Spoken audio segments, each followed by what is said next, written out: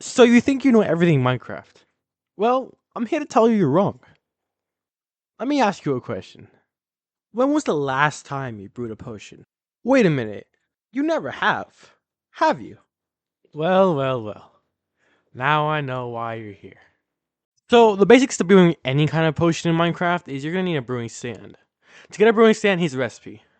After you make your brewing stand, you're going to need some blaze rods. You're going to take these blaze rods and turn it into blaze powder. Blaze powder is the essential you're going to need for every single potion because it powers the stand itself.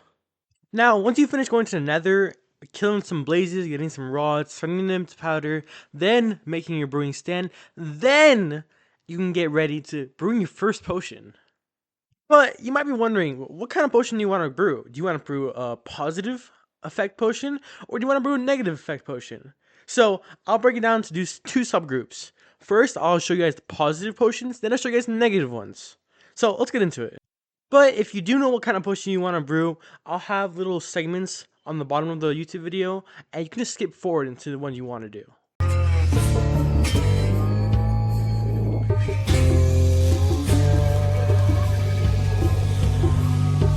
So the first potion we have is a healing potion. What you're going to need is a glistering melon slice and an awkward potion. The regeneration potion helps a lot when you need extra HP or you're low on HP, like when you're fighting mobs or you just took a lot of fall damage. It helps a lot in certain situations.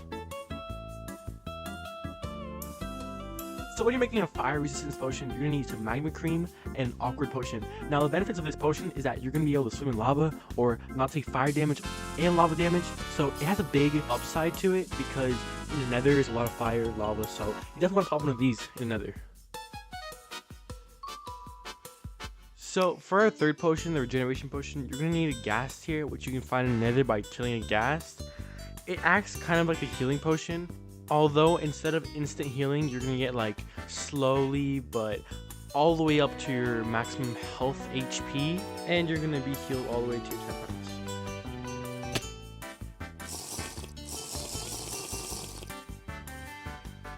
So for this strength potion, you're gonna need blaze powder with an awkward potion. This will be strength for 3 minutes, and the benefits of strength is that it'll increase your attack power with a sword or your punches significantly. This can help with fighting mobs or other players. It's often found in SMP kits or sword fighting kits because it helps a lot. Next up, we have the potion of swiftness. What you're going to need is sugar, which you can find from sugar cane, and brew with an awkward potion. This potion will make you significantly faster than the normal run speed, and it can help with parkour, or sometimes mace kits, or as well as sword kits.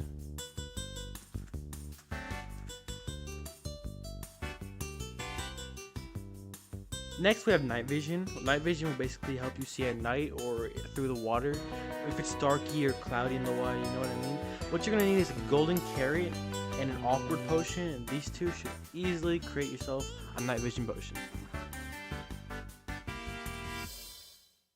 Next, we can use a water breathing potion, which goes nicely with the night vision potion. What you're going to need is a puffer fish and an awkward potion. These go great together because you can see underwater and breathe underwater at the same time. Next, we have the leaping potion. What you're going to need is an awkward potion with a bunny's foot.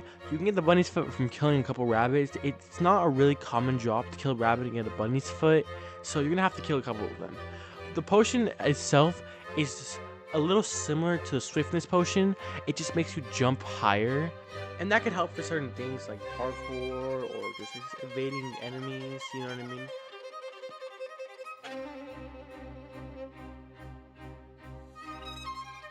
Next, we have slow falling, which is made with a phantom membrane and an awkward potion. Slow falling is basically if you fall from a large distance, you're not going to take fall damage and you're going to fall a lot slower. It's kind of told in the name already. Now, invisibility is a bit different from the other potions. What you're going to need is a fermented spider eye and a night vision potion. So it's not going to be an awkward potion this time, it's just going to be a regular night vision potion.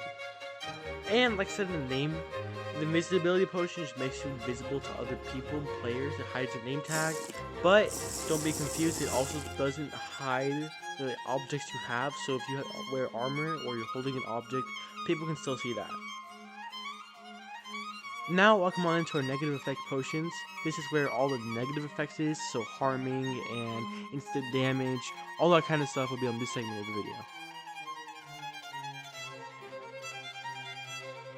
First up, we have Poison. This one's a fairly simple potion. All you need is a spider eye with an awkward potion, and boom, you have Poison.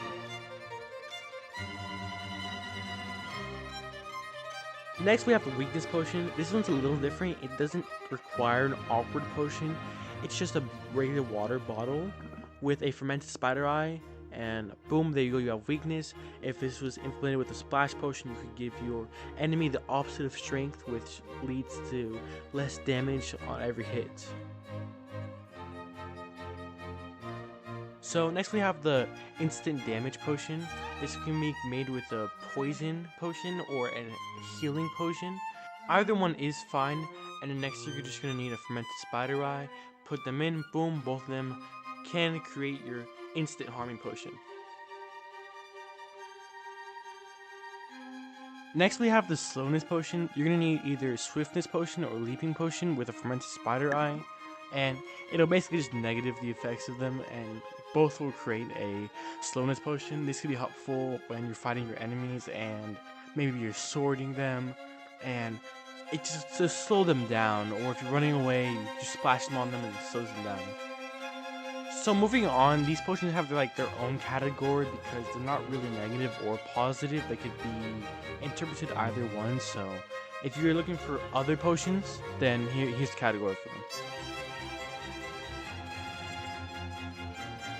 So next up we have the Oozing Potion. What you do is you take an awkward potion and put a slime block, and basically what this potion does is it causes you to spawn two kind of slimes next to you upon your death. Next we have the Infestation Potion. What this does, it gives the infested status effect, causing the affected mob or player to have a 10% chance of spawning 1 to 2 silverfish when it takes damage. To create this potion, you're just going to need a stone block and an awkward potion. A very famous one I know of is the Turtle Master Potion, which can be created with a turtle helmet and an awkward potion. This just makes you really slow but do a lot more damage than what a strength potion does. It has its benefits and disbenefits to it, so use how you please.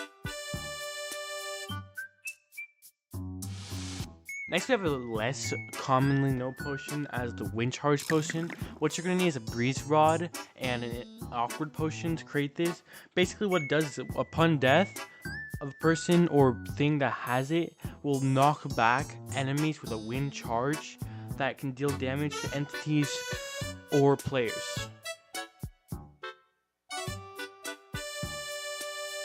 Last but not least, we have the Weaving Potion. What you're going to need is a Cobweb and an Awkward Potion. What this does is it makes mobs spawn 2 to 3 cobwebs when they die, making cobwebs renewable, and also allows the affected entity, also in players, to move through existing cobwebs at half the speed.